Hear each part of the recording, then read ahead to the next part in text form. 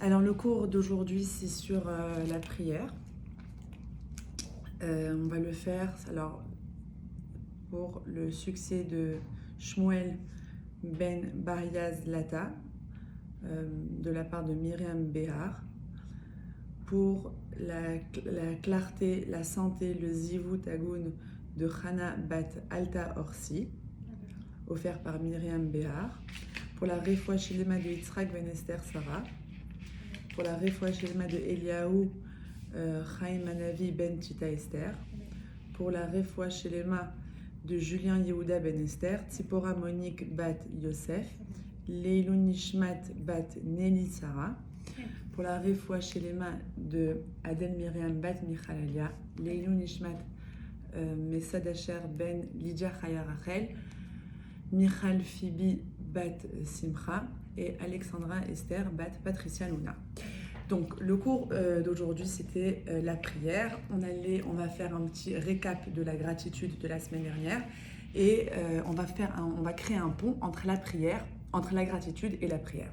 Pour conclure la gratitude, je voulais la conclure avec Léa. Léa dans les matriarches, je ne sais pas si... ok. Donc Léa, c'est l'une des 4 femmes de Yaakov. Elle est la sœur aussi de Léa. Elle est la première personne dans la Torah qui a exprimé une véritable gratitude envers Hachem. Ce n'est pas seulement un détail de la Torah. Nos sages disent que grâce à Léa, elle a inauguré le Hakarat-Hatov, la reconnaissance, comme une valeur centrale d'Israël. Pourquoi ? Parce que déjà, on va aller dans le contexte où Léa, elle n'était pas censée épouser Yaakov, elle devait épouser Esav. Donc, elle vivait dans un avenir toujours très incertain, une angoisse permanente. Et son cœur, il était rempli d'amertume, toujours de tristesse, parce qu'elle était vouée à vivre avec un homme qu'elle n'aimait pas, qu'elle ne voulait pas. Et Baruch Hashem, l'histoire raconte que elle a été l'épouse de Yaakov. Je vais récapituler rapidement comment. Yaakov voulait marier Rachel, il a demandé pour 7 ans, il devait travailler 7 ans. Après, il a eu Léa. Et il lui a dit, son père, si tu veux marier Rachel, il faudra que tu travailles 7 ans supplémentaires. Donc, Léa, elle était vue dans la Torah comme une personne haïe, parce que c'était la moins aimée pour Yaakov, parce que Yaakov, il aimait Rachel. Donc, elle vit un début de vie conjugale très douloureux, emprunt. Pourtant, elle était insécure, elle sentait une certaine solitude. Donc, elle était tout le temps mal. Et malgré tout, elle assumait et elle assurait son rôle d'épouse. Hachem l'a bénie. Il l'a bénie d'avoir des enfants. Elle a eu Réhouven. Réhouven, ça veut dire car Hachem a vu ma souffrance. Il a vu Hachem comment elle a souffert d'être moins aimée que sa sœur. Elle a nommé son fils Réhouven. Ensuite, elle a eu Shimon. Shimon, il y a toute une, je les ai cités. Il y a tout un sens au niveau de la gématria, des lettres qui ont été choisies pour composer les prénoms. Mais Shimon, c'est Hachem a entendu que j'étais délaissée. Elle se sentait toujours délaissée. Elle a été bénie pour avoir des enfants. Sa sœur, je t'ai délaissée ou que je suis délaissée ? Que je suis délaissée. Ensuite, elle a eu un 3e garçon. Elle a eu un garçon qui s'appelait Lévi. Lévi, mon mari s'attachera à moi. À travers cet enfant, elle espérait que son mari, malgré qu'il n'était pas que Léa n'était pas son premier amour, elle s'est dit que cet enfant Lévi, c'est lui qui me rapprochera de mon mari Yaakov. Et ensuite, elle a eu un 4e enfant. Et cet 4e enfant, c'était une traduction, c'était un appel à la réparation, un espoir. elle a eu le quatrième garçon qui s'appelait Yehuda. Maintenant, elle savait que des 4 femmes, Yaakov devait avoir 12 tribus, 12 garçons. Donc chacun devait en avoir 3.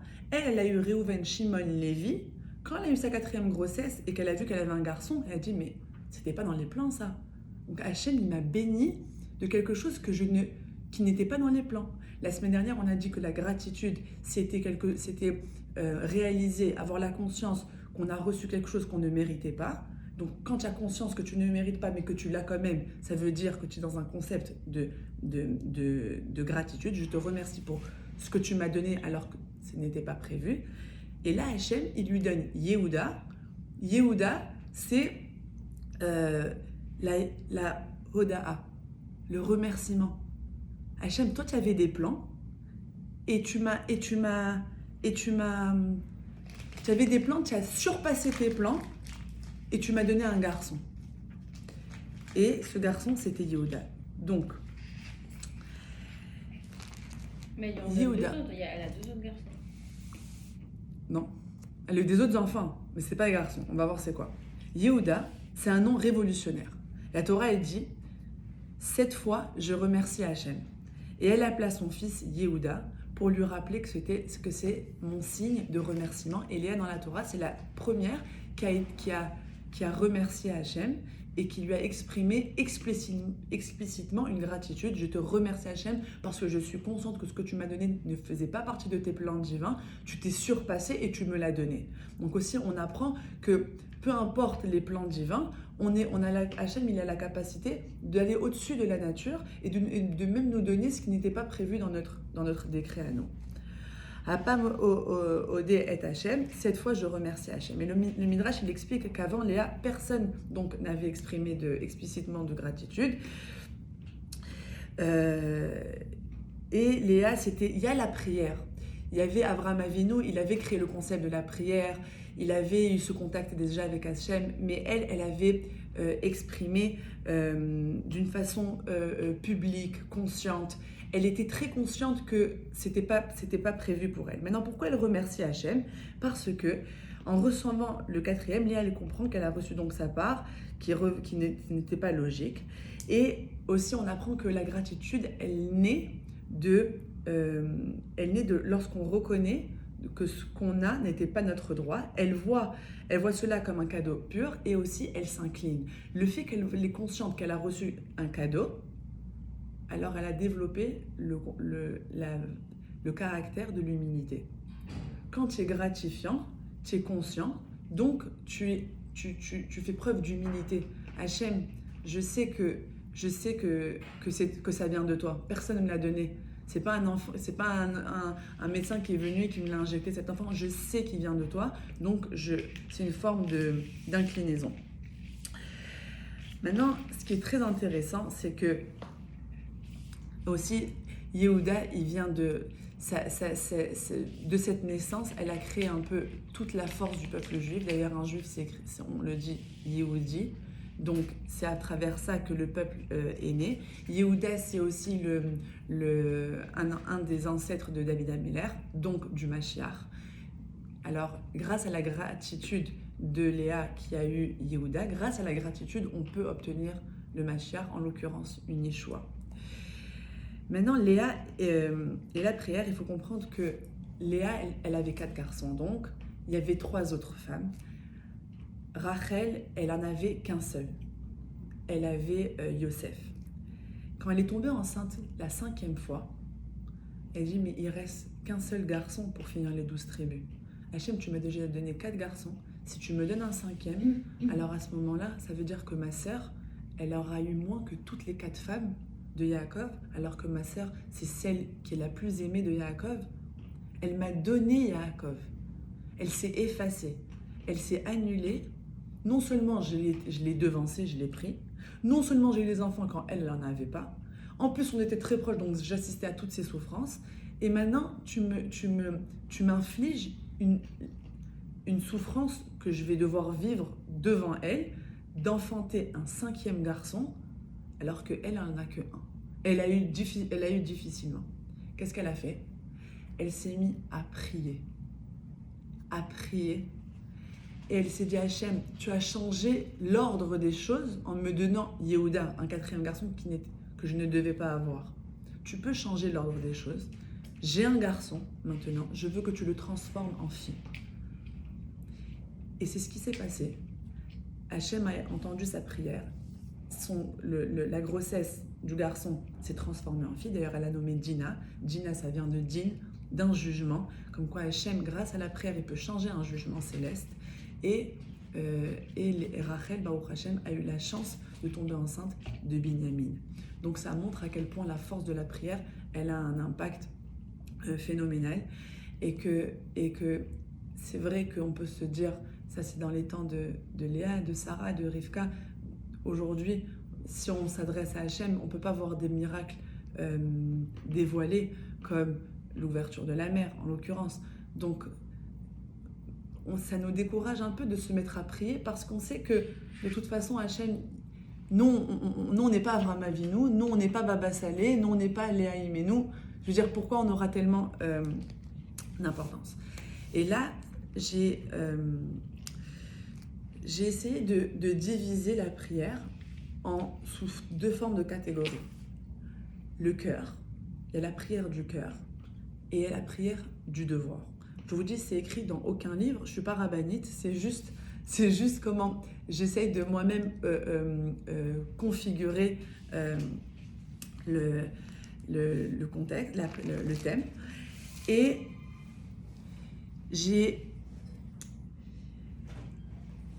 le fait de prier, ça montre une certaine, comme on a dit, une certaine humilité. Quand on prie, on a la prière de « je commence, je me réveille, Hachem, je veux te montrer, je te glorifie, je veux te couronner, je veux te remercier, je veux te demander ». Quand tu fais ta prière, tu sais vraiment c'est quoi tes attentes. Quand tu fais ta prière, tu te dis ok, aujourd'hui, hello. Quand tu fais ta prière, tu te dis aujourd'hui, Hachem, j'ai cette conscience que tu m'as donné la vie, donc je te remercie et je fais Modani, mes brachot et tout ça. Merci beaucoup. Il y a la prière quotidienne qu'on fait tous les jours de façon très machinale. Des fois même, on fait la prière, on oublie qu'on a terminé, tellement qu'on rêvasse. Et la prière dont je veux parler, parce que c'était très dur d'essayer de compiler plusieurs informations, enseignements sur la prière, parce que déjà la prière, il y a un livre qui est très riche, le Shmoneh Esrei, où on pourrait étudier la prière en profondeur, toutes les formes, étudier la source, les kavanotes, d'où ça vient, c'est passionnant, ça prendrait bien plus qu'un simple cours. Et aussi à la Midrasha, on a 2 cours de la Tfila, Esther qui fait un cours et Revital aussi qui fait un cours sur vraiment tout ce qui est technique, toutes les prières à quoi elles font allusion. C'est vraiment très profond. Donc aujourd'hui, comme c'était la prière, j'ai essayé d'approcher la prière d'une autre façon. Et c'est la prière de l'interprétation. Premièrement, quand on prie, on se dit, j'ai l'intention aujourd'hui de glorifier Hachem. Nous les femmes, on se réveille tous les matins avec des humeurs très différentes par rapport à nos hormones et tout. Et il y a des matins, on est de bonne humeur, on dit Hachem, mais ma vie aujourd'hui, elle est magnifique, mes enfants, ils sont top, et les devoirs, ça s'est bien passé, je t'aime Hachem, et tu vas dans un élan de remerciement, d'amour. Des fois, tu te réveilles avec la Rabina, tu t'es disputé la veille avec ton mari, les enfants, ils n'ont pas fait les devoirs, ils se sont disputés, tu te dis, mais j'en ai marre, je suis fatiguée, j'ai pas dormi la nuit. Au fait, la prière de chaque matin, elle déteint un peu sur notre humeur personnelle. Et il y a même des fois où tu es tellement mal, tu te dis, mais j'ai pas envie de prier aujourd'hui. Et ça arrive très souvent. Moi, ça m'arrive très souvent. Et je vous promets que ce que je vous dis, voilà, encore une fois, j'ai pas eu le temps vraiment de préparer ce cours, donc c'est vraiment appliqué sur un sentiment de tous les jours et on va développer ensemble. Mais je me parle aussi à moi-même, parce que ça ne veut pas dire que je suis la femme qui prie et qui est constamment on top of, qui fait mes 3 prières. C'est un peu Bien sûr. très décousu. Quand on voit l'utilisation qu'il y a. Donc, au fait, le matin, quand on se réveille, on met une émotion sur notre prière. Et des fois aussi, quand on a une personne qu'on aime, et qui souffre, et qu'on veut l'aider, et qu'on ne sait pas comment l'aider, la meilleure façon aussi, c'est de prier pour elle. Des fois, récemment, j'ai eu un élan d'amour pour quelqu'un, pour une bonne amie, et j'ai dit, je l'adore cette fille, j'ai envie, tu sais quoi, ce Shabbat, je vais lui envoyer ça, ou je veux lui offrir un beau cadeau, ou je vais, je sais pas, lui envoyer un beau texte. Mais des fois, tu auras beau faire, ça peut pas exprimer vraiment ce que tu ressens. Là, je vous dis ça parce que je l'ai ressenti la semaine dernière, et j'ai dit, dans ma voiture, j'ai dit, bah Hachem, tu sais, de tout mon cœur, j'ai prié pour elle, Voilà. pour n'importe quoi, pour qu'elle ait aujourd'hui une belle vie, qu'elle ait des bonnes nouvelles. Au fait, la prière, elle a tellement de... Voilà, le cœur, c'est la prière, il y a tellement d'artères, de ventricules, donc tu peux envoyer tes ondes de n'importe quelle façon. Et c'est ça la beauté de la prière. Parce qu'on arrive à s'exprimer avec Hachem sous une langue, le français, mais lui, il va comprendre la langue de ton cœur. Et c'est pour ça que la prière, c'est un médicament, c'est un devoir, c'est un lien. C'est un lien avec Hachem. La pratique, on a du mal à pratiquer si on ne crée pas un lien. Avant de pratiquer, je vais me dire, tu sais quoi, je peux pas faire Shabbat, je peux pas manger kasher, je peux pas respecter les lois de pureté familiale si je sais pas pour qui je le fais. Je sers qui finalement? Donc la base, moi c'est ce que je conseille à toutes celles qui viennent me demander, mais comment déjà je peux commencer? Bah pour moi c'est la prière. On a eu cette discussion tout à l'heure avec Alissa. Ah ok, bah voilà, tu vois, c'est Mina Chamel. Là, tu es dans la voiture, j'ai dit à Hachem, je n'ai pas préparé, donne-moi les mots, les personnes qui seront là, ça veut dire qu'ils doivent les entendre. Donc, tu sais, c'est Mina Chamel. Alors, donc, je disais... C'est la prière, c'est Ah oui. la base de la relation. Ouais, la base de la relation, c'est ça. C'est quand moi j'ai la flemme, je me dis, aujourd'hui, je dois prier, mais j'ai pas envie. Alors, ce que je me dis, j'ai un rendez-vous. C'est mon rendez-vous avec toi maintenant. Pourquoi tu souris? Parce que je t'adore. Oui, moi aussi. Mais au fait, je vous dis ce que je pense. Quand j'ai pas envie, je me dis, je vais avoir un rendez-vous. Et c'est quoi ce rendez-vous? C'est parce que des fois, quand tu passes des moments très très durs, j'ai compris récemment que c'est pas ouais, il m'arrive ça, qu'est-ce que je vais faire? C'est une convocation divine. Je vais rien te faire. Il va rien se passer. Je vais te solutionner ton problème. Je veux juste te convoquer. Parce que finalement, tu ne vas pas venir me parler si on n'est pas dans un matzav de difficulté, dans une situation Et difficile. Pourquoi il faut absolument qu'il y ait une difficulté pour qu'on aille lui parler. Ben, c'est plus facile d'exprimer son « je t'adore Hachem parce que j'ai gagné le gros lot, top mari, je sais pas moi, top place de parking, top job ». C'est plus facile de s'exprimer avec cet élan d'amour et de remerciement que de lui dire « Hachem, merci pour l'épreuve, tu as assuré, je suis au top de ma vie ». C'est beaucoup plus difficile. Donc maintenant, j'essaye en fait, j'ai entendu d'un cours, je ne saurais pas vous donner la source. Et quand j'ai un moment difficile, petit ou grand, chasvé shalom, maladie, divorce, difficulté avec mon enfant, c'est une convocation. Si ton enfant, il roule il est bon élève à l'école, c'est un petit sadique, il fréquente de bonnes personnes, finalement, tu ne vas pas prier pour cet enfant. Donc, le fait que je donne un peu de difficulté avec cet enfant, c'est que je te convoque. Viens me parler de lui. Viens, on s'assoit, on discute. Allez, viens. Les difficultés, c'est une convocation. Et la meilleure façon d'avoir ce lien de communication, c'est la prière. Alors, des fois, tu vas aller au bord de la plage, tu vas lui parler. Des fois, tu vas ouvrir ton livre parce que tu comprends tout à tefila. Donc, tu vas lire les mots, tu vas comprendre ce que tu dis. Des fois, tu ne comprends rien. Tu fais juste pour te sentir connecté. Et si tu sens plus cette connexion? Non, c'est pas... Justement, l'épreuve, elle était tellement dure que tu n'arrives plus à lui parler. C'est bien évidemment, ça arrive.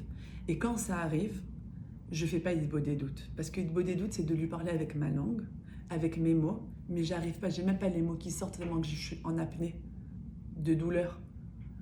Et comme je sais que dans mon subconscient, je sais que ça vient de lui, et que maintenant j'ai pas envie de te parler, alors je prie, sans comprendre, juste pour ouvre-moi les pores. Ouvre-moi juste donne-moi un peu d'air de respiration. Des fois, je comprends pas. Ben moi, la vérité, je parle pas l'hébreu. Donc, je comprends pas ma tefila. Hormis, en dehors du fait que grâce à Revital, j'ai beaucoup mieux appris ma tefila, j'arrive à mieux comprendre mes mots, etc. Mais quand je suis pas bien, je dis à Hachem, je suis mal, mais je suis très consciente que c'est toi qui peux me sortir de là. Je vais faire ma tefila.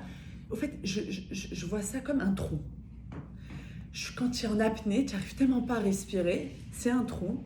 Et pour avoir la solution, tu as besoin d'air. J'ai l'impression que les mots, le aleph bet, ce langage, le langage Kadash, la Shana Kodesh, ça va m'ouvrir les pores, ça va me donner du breathe. Alors quand je lis, je comprends pas ce que je dis, mais juste en lisant, je me dis, donne-moi de l'air, juste donne-moi la force, juste ouvre-moi les portes, je suis fatiguée. Au fait, c'est un appel au secours. C'est ça la prière. Et il y a plusieurs interprétations. Je veux pas tout faire, mais dans les brachot, que même quand j'ai pas le temps, je vais faire mes brachot. Il y a les brachot de Poka Evrim, tu vas dire qui ouvre les yeux aux aveugles, qui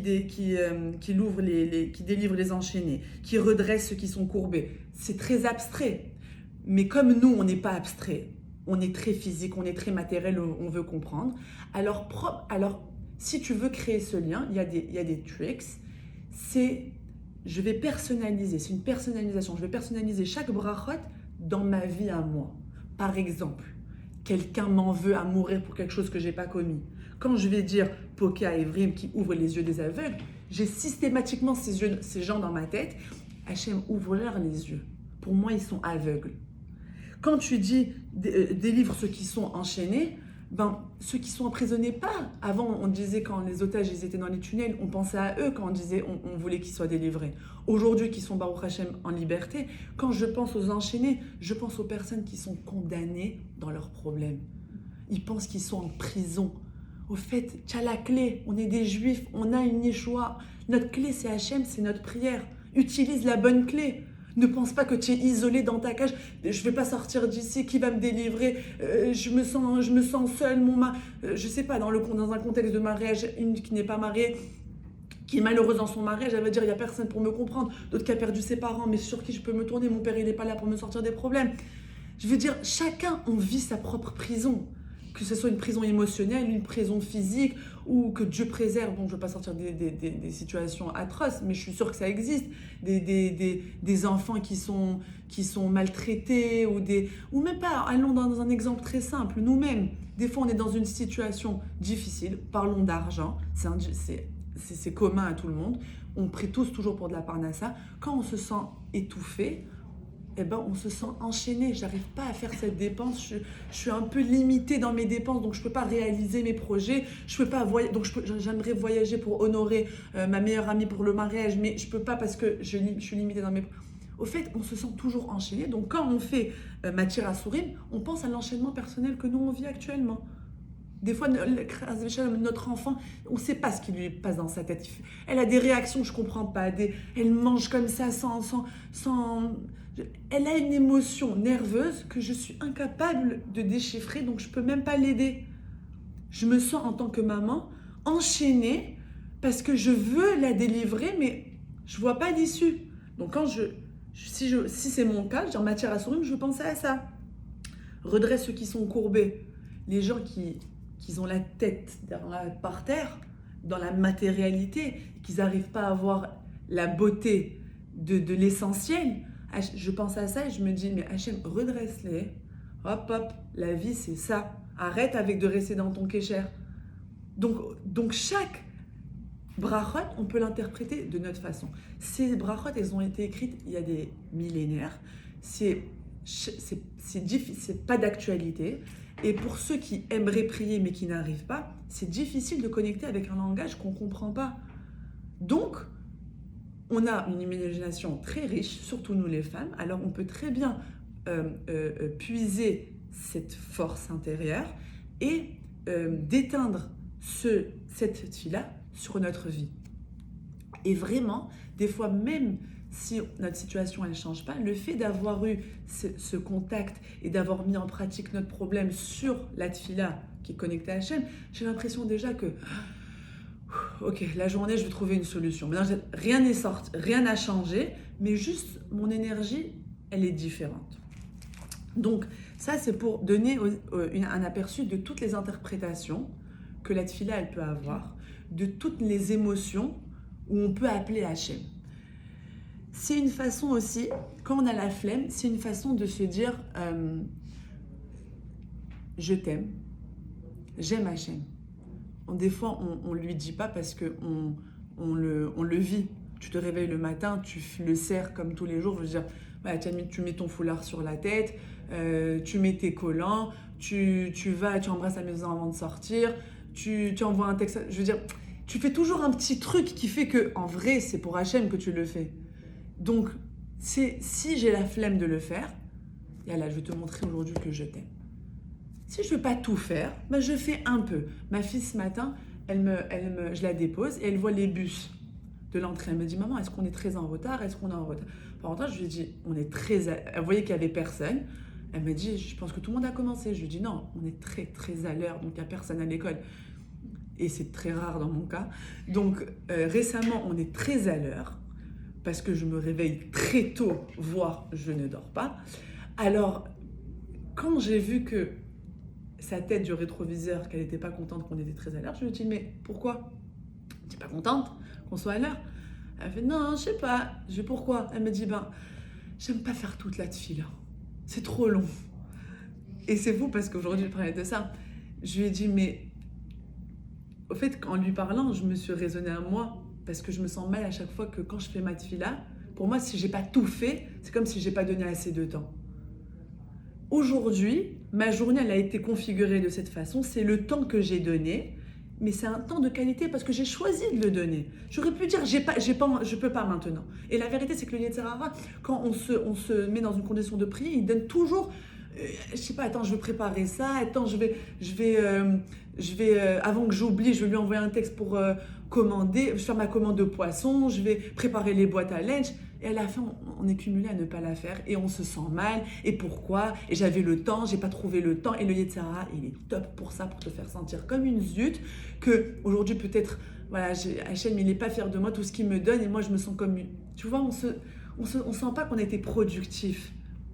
Alors je disais à ma fille, je lui disais, écoute, si c'est trop long pour toi, ne la fais pas. Fais ce que. Tu n'as pas besoin de lire exactement ce qui se passe dans le livre pour montrer à Hachem que ce matin, tu es très heureuse parce que tu es entourée de tes parents que tu aimes, de tes frères et sœurs, que tu es en bonne santé, que tu vas aller revoir tes amis. Tu n'as pas besoin de lire mot à mot. Fais une page aujourd'hui. Demain, tu dis à Hachem, pour te montrer que je t'aime, je vais rajouter 3 lignes. Et jeudi, je vais rajouter 3 autres lignes. Et tu regardes les autres en train de faire la tfila et toi, tu la fais pas. Et au fait, quand je suis arrivée ici à la Midrasha ce matin, je n'avais pas fait ma tfila, je me sentais mal. En bas dans le parking, je me disais peut-être je rate le cours de Esther ou de Révital, je fais ma tfila et je monte. Après, j'ai dit non, pourquoi? Ce que j'ai dit à ma fille ce matin, moi je vais l'appliquer. J'ai fait mes brachot rapides dans l'ascenseur. Et aujourd'hui, c'est ce que j'ai pu donner et je suis contente parce que je l'ai choisi. J'ai choisi de mettre faire de la place pour toi, de te montrer que je t'aime avec... C'est toi qui as voulu que ma journée soit chargée comme ça. J'aurais pu être dans mon canapé et avoir toute la journée. Mais tu as voulu que je squeeze un moment pour toi et te dire que Hachem, tu es important pour moi. Je te remercie pour tout ce que tu me donnes. Et c'est un geste de te faire preuve de gratitude et en même temps d'humilité. Pourquoi je parle d'humilité? Parce que quand on fait notre tfila, peu importe notre statut social, peu importe nos origines, notre culture, notre couleur de peau, on se tient tous droit devant Hachem pour lui dire la même chose, pour le glorifier, le remercier, le couronner, lui rappeler les bienfaits qu'il nous apporte dans notre vie. Il n'y a rien, Et au fait, d'avoir cette conscience, ça crée une très très grande ardoute. Toi et moi, on est pareil. Ce matin, on a lu le même texte. On a dit ensemble à Hachem qu'on l'aime. On l'a remercié pour la vie, pour la santé, pour la parnassa qu'il nous donne, pour le toit. On a eu le même langage. Toi et moi, on n'est pas différents. Si tu as une vie différente en dehors de ton sidour, ben, c'est la vie, c'est une autre partie de la vie. Mais c'est rassurant. Des fois, on se prépare pour un examen et donc on arrive à l'examen, on a foiré. Moi, je me sentais toujours mieux quand on me dit j'ai foiré l'examen. Au moins, on est les deux dans la zut, ça me va. Tu vois? Eh ben, c'est la même chose pour la prière.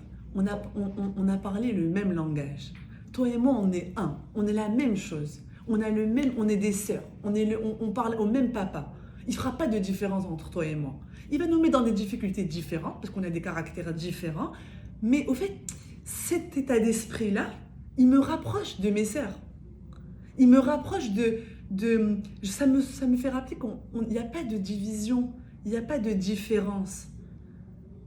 J'aime pas dire qu'il y a de l'égalité, mais on est sur la même piste de ski. Tu vois, on va vers le même chemin. Et ça me rassure. À l'allure où chacun part, chacun ses forces. Mais j'aime le fait qu'on suit le même chemin. Donc, si je glisse, elle va me ramasser. Ou si, de l'autre fois, Anaïs Esther, elle parlait de tefila un Shabbat. Je ne suis pas assez motivée, machin. En vrai de vrai, moi, j'étais encore moins motivée qu'elle. Lundi matin, je me suis dit, je me fais un challenge. Je vais faire ma tefila. Et de suivre leur discussion, ça m'a motivée à moi. Donc, au fait, on est vraiment un noyau. Et c'est magnifique. Et c'est ça qui est beau dans l'âme Israël, c'est que un, il parle de l'autre. Je veux dire, quand tu marches dans la rue, en France, peut-être, c'est sûr, pas peut-être, qu'on te dit sale juif, que tu sois sfarad, ashkénaze, noir ou blanc, ou que tu viennes, ils vont t'insulter quand même de sale juif. Même si tu leur as rien fait. Parce que pour lui, le juif, c'est un. Et quand on prie, on a cette conscience d'unité. Quand on aime quelqu'un et qu'on va lui exprimer son amour, on prie pour elle. Quand une personne, elle souffre, on prie pour elle. Même si on ne connaît pas. Ce matin, j'écoutais dans la voiture une femme dans l'ascenseur, elle disait, juste après le 7 octobre, il y avait une juive et sa voisine qui était non-juive. Ça va mal en ce moment pour notre pays, je ne suis pas bien. Il faut qu'on se renforce, on va travailler sur nous, on va apporter de la lumière. Et elle disait, ouais, mais comment vous voulez faire? Vous voulez aller sur le front et aller partir à Gaza? Je dis, non, moi j'ai une bonne idée, on va pétrir. La femme, elle a dit, mais pétrir?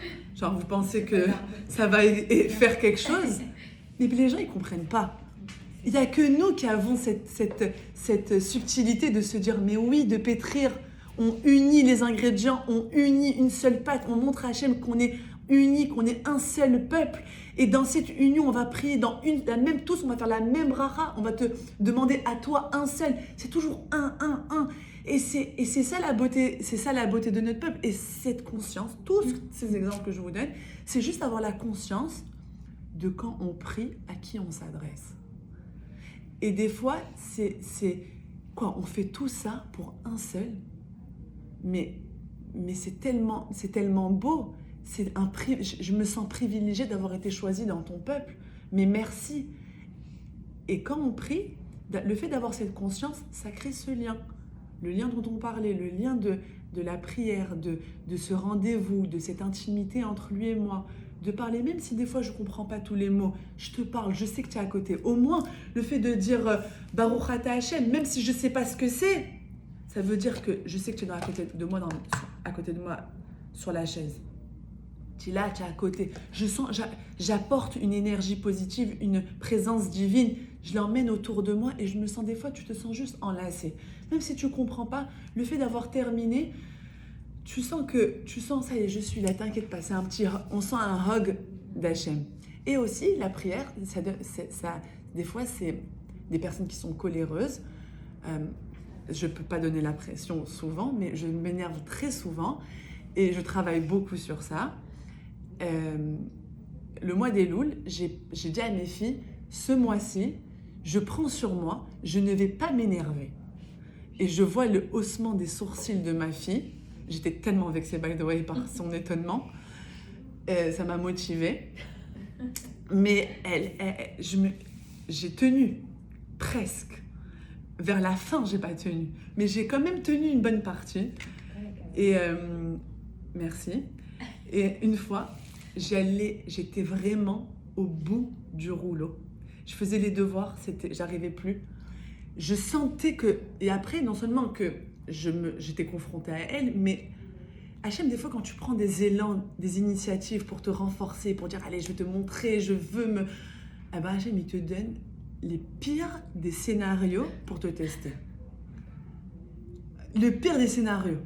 Et là, une fois, ma fille qui ne me jamais, je dirais, elle fait des bêtises, mais jamais elle a autant de chutzpah.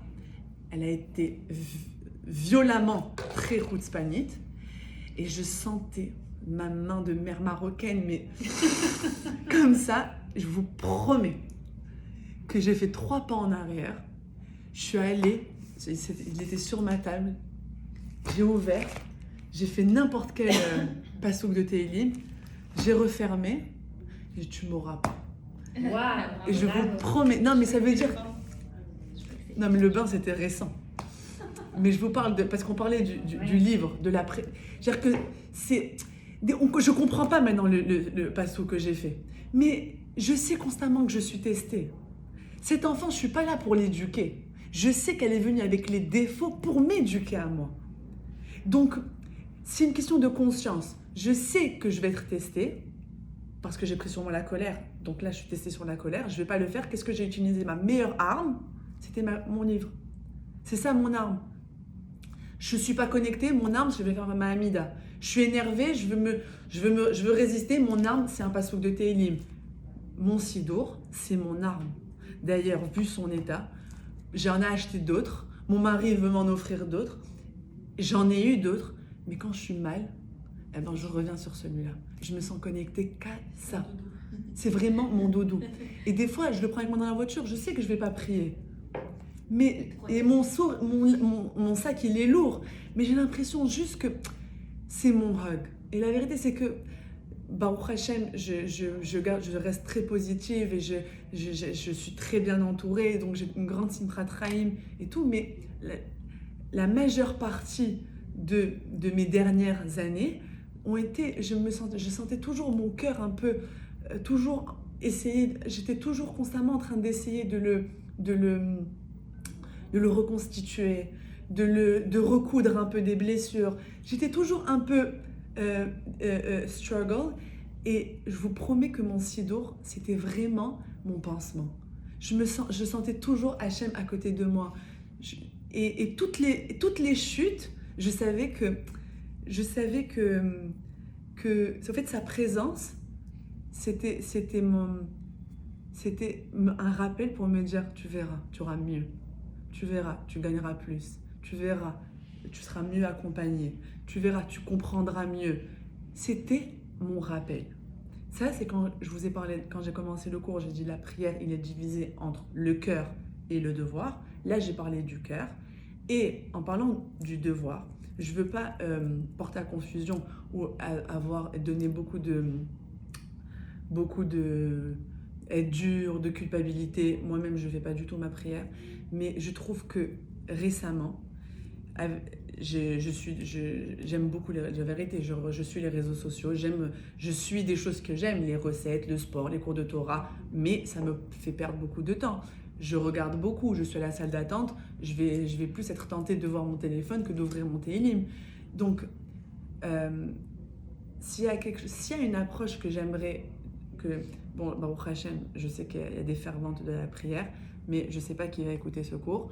C'est important de donner, pas cette pression, mais de se dire que sur 24 heures, 3 minutes, c'est une volonté. De dire, je te donne 3 minutes, je peux.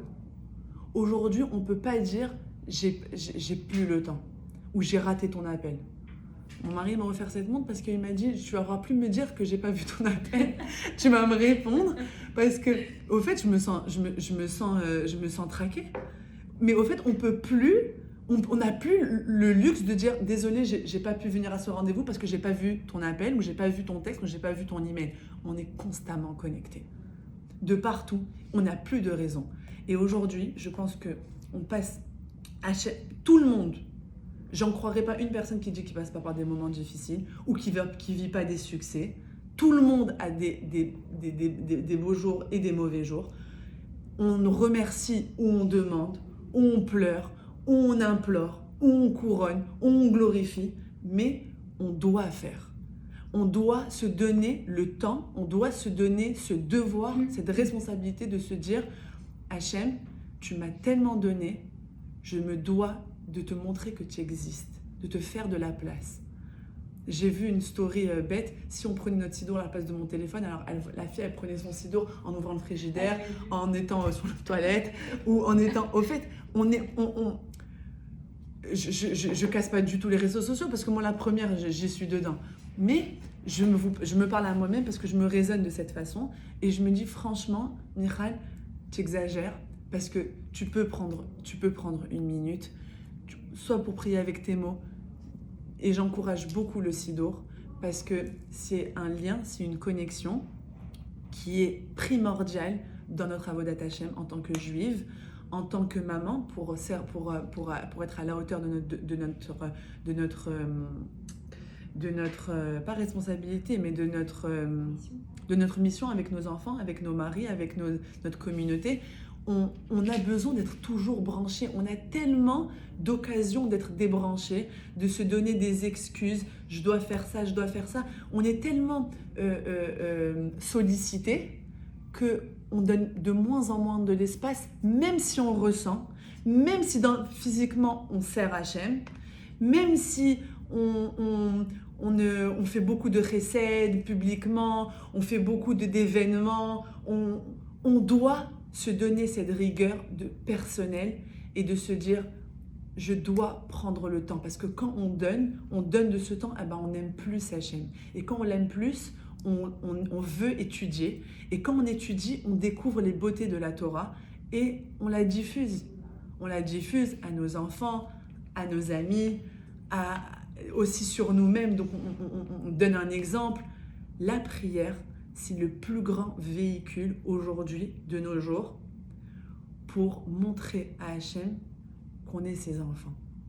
Parce que la nudité, de plus en plus, on pourrait dans la rue ne pas savoir si on est juif ou non. Des fois, on est dans notre façon de parler, la parole, c'est difficile. Des fois, il y a des gens qui sont pas religieux et franchement, je suis émerveillée quand je leur parle. Comment tu vas, Baruch Hashem? Je veux dire, juste d'inclure Hashem dans comment ça va, c'est déjà un élan de je suis. C'est comme un drapeau. Voilà. La prière, c'est un drapeau. On a besoin de constamment tenir un drapeau dans notre main. Et comme on est constamment sollicité par d'autres choses, de moins en moins, on lève ce drapeau. De moins en moins, on proclame Hachem publiquement. Pour le proclamer publiquement, il faut déjà le proclamer intérieurement. Il faut se donner du temps de se dire, aujourd'hui, je vais faire une bracha sur brachat hashachar. Aujourd'hui, je vais faire juste un seul pasouk de Teilim. Ou aujourd'hui, je vais faire pour chacun niveau, je vais faire une seule amida sur les 3. Ou d'autres, je vais rajouter, moi la vérité, les cours de Révital, chaque année, je rajoute Ashri Yoshvé. Cette année, c'est le Ashri Yoshvé que j'ai rajouté. L'année dernière, comment ça s'appelle Esther? Après les brachot, il y a... non. Le Baruch Shamar. Il y a le Baruch Shamar. Le Ishtabar. Il y a le Ishtabar. Mais comment ça s'appelle? Les Psuké des Imra. Psuké des Imra. Moi, je ne savais même pas que ça existait avant. C'est grâce à la Midrasha que j'ai commencé à... Et au départ, je me disais, mais je ne vais jamais pouvoir lire tout ça. Moi, je lis très lentement l'hébreu. À chaque fois, je rajoutais un paragraphe parce que graduellement, Révital, on étudiait un paragraphe. Et après 1 an, je lis pas plus vite l'hébreu, mais je lis plus vite ces passages. Donc, de venir à la Midrasha, c'est aussi se pousser. il faut se pousser, il faut se donner les chances de pousser. Au fait, pour se donner les chances de pousser, il faut réaliser que je peux tomber et que je peux oublier. Je peux oublier Hachem, je peux oublier de le servir. Je peux oublier de ne pas évoluer. Je dois m'imposer un rappel. Mon rappel, c'est d'assister à un cours. Mon rappel, c'est de faire ma tfila. Et un conseil que je peux donner, c'est de s'acheter un petit sidour. D'ailleurs, un petit sidour de poche. D'ailleurs, je voulais commander à Paris les portes de la délivrance en miniature. Ouais, Je voulais demander à Elissa de me les ramener cette fois-ci. Et je voulais justement les donner ici pour que chacun ait dans son sac son sidour porte... voilà, un sidour qu'ils peuvent emporter avec elle.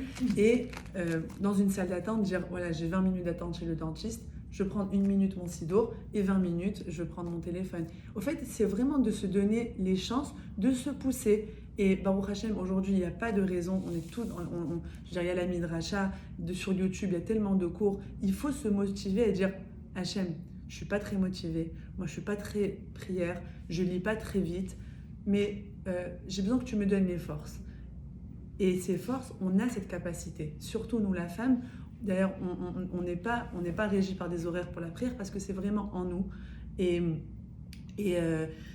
c'est très important. Et il faut se stimuler. Il faut se dire, j'ai pas la volonté, donne-moi la volonté. Et pour donner la volonté, il y a des ressources. La Midrasha, les réseaux sociaux, enfin YouTube et tout ça. Il y a plein de livres. Il y a un sidour qui existe depuis toujours. Et il faut se pousser à chaque fois. Voilà, je veux pas donner du tout de, je suis pas dans une approche de gvoura, mais je me suis parlé récemment moi-même comme ça, et je me suis dit que vraiment ensemble, d'ailleurs quand les filles elles ont parlé de prière, j'avais envie de faire un groupe motivation de filles là, et vraiment se donner les forces. Allez, des fois quand j'ai pas envie, et c'est vrai, on devrait, parce que on est trop sollicité par les enfants, par les difficultés, par vouloir ne rien faire. On devient très fainéant. Il faut qu'on se stimule.